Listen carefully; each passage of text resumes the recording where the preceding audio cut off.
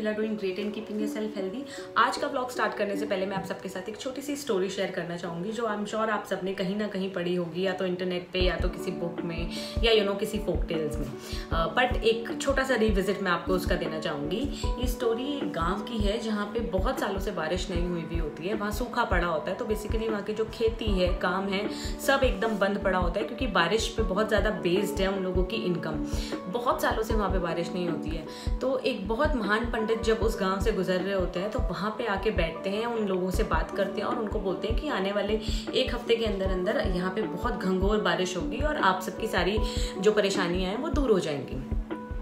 तो वो गांव वाले जब उनकी बात सुनते हैं, जब वो महान पंडित जो वहाँ से चले जाते हैं, एस्ट्रोलॉजर पंडित जो भी आप कहें, जब वहाँ से चले जाते हैं, उस गांव से चले जाते हैं, तो लोग आपस में बहुत ज़्यादा विचार विमर्श करते हैं, बातचीत करते हैं कि देखते हैं कि इनकी भविष्यवाणी सच होती है कि नहीं। कल जाके इन्होंने एक हफ्ते का बोला है, हम कल जाके अपने खेतों में जाके देखते हैं कि रेन्स बारिश होती है कि नहीं होती है। तो जब वहाँ पे जाते हैं तो उन सब गांव वालों में से सिर्फ एक बच्चा ऐसा होता है जो छतरी लेके, अम्ब्रेला लेके जाता है। This is what called hope and faith. हमें भी अपने अंदर उस बच्चे की तरह ये होप जिंदा रखनी है, ये फेथ, ये उम्मीद जिंदा रखनी है कि आने वाले टाइम में इंडिया में जो भी इस वक्त स्ट्रेस निकल रहा है, ये जो भी दिक्कतें, जो भी नाउमीदी लोगों की ज़िंदगी में आ रखी है कोरोना की वजह से, वो सब एक दिन दूर होगी। हम सब अपनी लाइफ में, नॉर्मल लाइफ में बहुत जल्द वापस आएंगे। अपने दिमाग में पिक्चर करना आप स्टार्ट कर सकते हैं, आप यूनिवर्स में उस तरह के मैसेज भेजना स्टार्ट कर सकते हैं and soon you will see that everything else is happening and we are coming back to normal.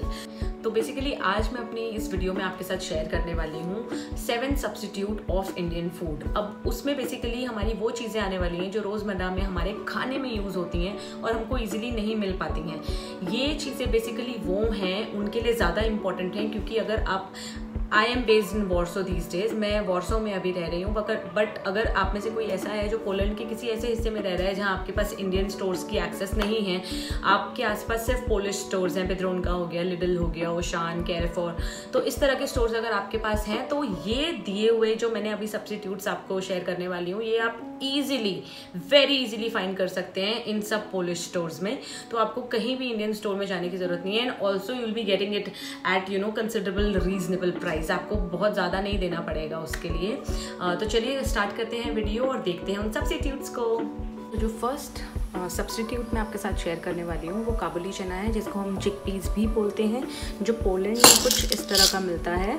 अगर आप देखेंगे तो ये थोड़ा सा स्लाइटली छोटा है साइज़ में। I think these are baby chickpeas, लेकिन ये बनते वैसे ही हैं। बनने के बाद ये भी डबल द साइज़ हो जाते हैं। But yeah these are not the exact form what we have been eating in India. अगर मैं आपको दूसरे काबुली चना जो हम इंडिया में खाते हैं वो दिखाऊं तो वो इस तरह के कुछ लगते हैं। देखिए ये ऑलरेडी बड़े हैं साइज़ में, और आप इसको बनाते हैं छोले भटूरे के साथ या नॉर्मल भी बनाते हैं इनको, तो ये अलग बनते हैं। दोनों का टेस्ट ऑलमोस्ट सेम होता है, डिफरेंट नहीं है बिल्कुल भी। But yeah this is what we get in India and this is what we get in Polish stores.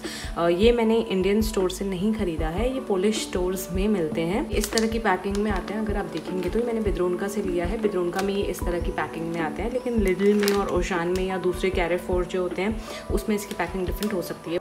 Second substitute is this. अब आप सोच रहे होंगे ये कौन सी दाल है, क्योंकि इसका कलर, ये इनिशियली मुझे भी थोड़ी डिफ़िकल्ट लगा था पता लगाने में। बट थोड़े टाइम बाद जब मैंने इंडियन स्टोर से मसूर की दाल ली थी, जो थोड़ी सी ग्रे होती है कलर में और इससे स्लाइटली छोटी होती है। मेरे पास जो इंडिया में अवेलेबल होती है वो अभी मसूर की दाल नहीं है, but yeah it is very close to that. इसका टेस्ट एकदम वैसा ही होता है जैसा हम इंडिया में मसूर की दाल खाते हैं, बट वो थोड़ी सी छोटी होती है, ये स्लाइटली बड़ी है। ये भी ईजिली बन जाती है, जैसा उसमें भी टाइम नहीं लगता है ज़्यादा बनने में, ये भी इजीली बन जाती है और बहुत ही इजीली अवेलेबल है पोलिश स्टोर्स में। रेड मलका जो हम यहाँ पे मिलते हैं, अगर आप देखेंगे तो ये दूर से तो एकदम मलका जैसी, जो हम अरहर मलका में मिक्स करके खाते हैं, या रेड मसूर भी जिसको बोलते हैं, ये दूर से एकदम वैसे ही दिखेगी, लेकिन ये वैसी नहीं है। ये थोड़ी सी फ्लैट एंड पतली है टेक्सचर में, ईजिली अवेलेबल है इस तरह की पैकेजिंग में। ये इसका नाम है। नेक्स्ट चीज़ जो मैं आपके साथ शेयर करने वाली हूँ वो ये है, दिस इज़ आटा बेसिकली, जो यहाँ पे मक्का बोला जाता है। यहाँ के आप कोई भी आटे का पोलिश स्टोर से कुछ भी आप लेंगे तो आपको वहाँ आटा इस तरह से मिलेगा बेसिकली ये, और उसमें हर किसी के आगे टाइप लिखी होती है, लाइक दिस इज़ टाइप 650, ऐसे 450 भी आते हैं और अलग अलग टाइप के मक्का या आटा यहाँ पे आता है। बट कोई भी मुझे एकदम क्लोज नहीं लगा है जो व्हीट फ्लावर के क्लोज हो। ये सारे ही व्हीट से बने हुए हैं, बट इनकी टाइप चेंज हो जाती है डिपेंडिंग अपॉन वो कितना फाइनली ग्राइंड है। Brand is very close to the atta we eat for the we use for making rotis। तो ये आटा बेसिकली बहुत ही उस तरह का टेक्सचर इसका है जिस तरह से हमारा हम यूज़ करते हैं wheat flour in our kitchens for making rotis. Next substitute is of dahi zesty. जो भी लोग यहाँ पे आए हैं या पोलैंड में आने वाले हैं उनके लिए I would like to mention one thing कि जब भी आप दही लेने जाएंगे मार्केट में, so buy this zesty one, क्योंकि ये जो इस दही का टेक्सचर है वो ही हमारे जैसे हम दही खाने के यूज टू हैं उस तरह का होता है। बाकी जो यहाँ की नॉर्मल दही होती है it is very smooth and it's like yogurt, hung curd जो होती है वो उस तरह की होती है। तो अगर आपको नॉर्मल दही खानी है जैसे आप इंडिया में खाते आए हैं तो this is the best option for that. तो है मैस्लो बेसिकली ये क्लैरिफाइड बटर है, ये घी है basically. I will show you the texture also. तो ये इस तरह का होता है अगर आप देखें तो it's looking pretty much like ghee only, but या इट्स नॉट जैसे हम इंडिया में खाते हैं तो बहुत दानेदार घी होता है। अगर आप देखेंगे तो उसमें बहुत ग्रैन्यूल्स होते हैं, इसमें उस तरह के ग्रैन्यूल्स नहीं है। It's very fine and very what should I से, इट्स वेरी स्मूथ। एक ड्रॉबैक सिर्फ जो है जो कि हम यूजुअली हम कैसे डिफ्रेंशिएट करते हैं कि कोई घी है या कोई डालडा है, वो हम उसकी स्मेल से करते हैं। तो इसमें वो स्मेल नहीं आती है, जो एक अलग सी महक होती है देसी घी की, जो आप खाने को स्मेल करके बता सकते हैं कि अच्छा ये देसी घी है और ये देसी घी नहीं है।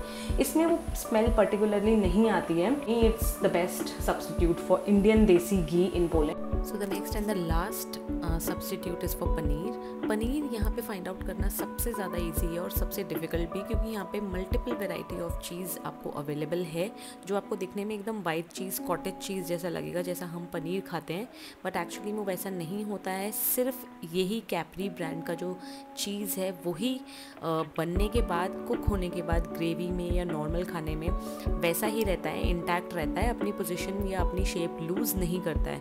आप इसके अलावा कोई भी दूसरा पनीर लेके अगर बनाएंगे तो वो जनरली जो बनाते हुए ग्रेवी में एकदम मिक्स हो जाता है, एकदम टूट जाता है, वो अपनी शेप इंटैक्ट नहीं रख पाता है। तो इसीलिए यहाँ पे पनीर फाइंड आउट करना सबसे डिफ़िकल्ट है। दो यहाँ पे बहुत ज़्यादा वैरायटी हैं उसकी। आई थिंक वो जो मोस्ट ऑफ द पनीर होते हैं वो रॉ खाए जाते हैं, शायद इसलिए वो ग्रेवी में बनाते हुए ख़राब हो जाते हैं, बट हम इंडियंस को इसको कुक खाने की आदत है। तो this is the best substitute for paneer.